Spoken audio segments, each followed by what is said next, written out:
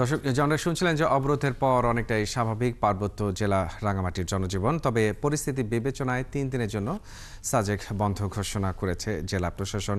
সেখানকার আজকের পরিস্থিতি জানবো। আমাদের সঙ্গে যুক্ত হচ্ছেন সহকর্মী উছিংছা রাখাইন।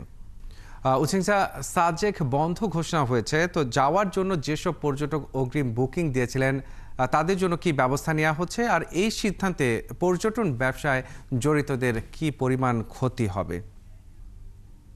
মাহাদি, আমি যে বিষয়টা বলছিলাম, জি, গত জি, যে শুনতে পাচ্ছি। সাম্প্রতিক ঘটনার পর কিন্তু যে 72 ঘন্টা ছাত্ররা জনতা অবরোধ দিয়েছিল, সে প্রেক্ষিতে কিন্তু বিশেষ করে সাজেকে যে আটকা পড়েছিল পর্যটকরা, সেই পর্যটকরা কিন্তু গতকাল আপনারা জানেন যে 5টি হেলিকপ্টারের যোগে কিন্তু যার যার গন্তব্যস্থানে পৌঁছেছে, এবং আজকের থেকে সকাল তো সেনাবাহিনীর সহযোগিতা কিন্তু চেষ্টা করেছে, এবং যারা গন্তব্যে পৌঁছে দেবে অনেকে এর মধ্যে যার যার গন্তব্যে পৌঁছে গেছে।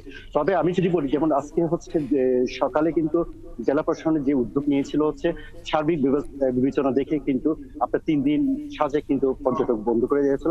আপনি যে বিষয়টা বলছিলেন যে ওইখানকার যারা বুকিং করেছিল, সেটা কিন্তু বুকিং প্রায় ফেরত দেওয়া হয়েছে বলে আমাদেরকে জানিয়েছেন যারা কর্তৃপক্ষ রয়েছেন।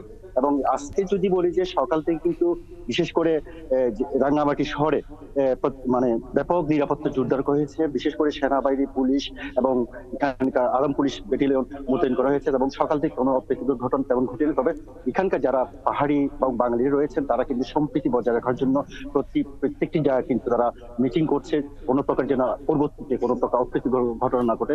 আরেকটি বিষয় মাহাদি আপনাকে জানিয়ে রাখি, আগামীকাল হচ্ছে রাঙ্গামাটি শহরে যেমন তবলছড়ি বাজার এবং হচ্ছে বনরূপা বাজার এবং রিজেভ বাজার কিন্তু হাট বাজার, সেটাকে মাথা রেখে ওখানকার যে বাজার কমিটি আছে, তারা ওখানকার কোনো প্রকার যেন যারা পাহাড়িরা আসবেন বিক্রি করতে এবং বেচা কেনা করতে কোনো প্রকার অসুবিধা না হয়, এবং কোনো প্রকার গুঞ্জন এই ধরনের কোনো ব্যবস্থা না হয়, সেই জন্য কিন্তু মনিটরিং করা হচ্ছে এখানে জেলা প্রশাসন থেকে শুরু করে মোটামুটি এখানকার বাজার কমিটি সহ।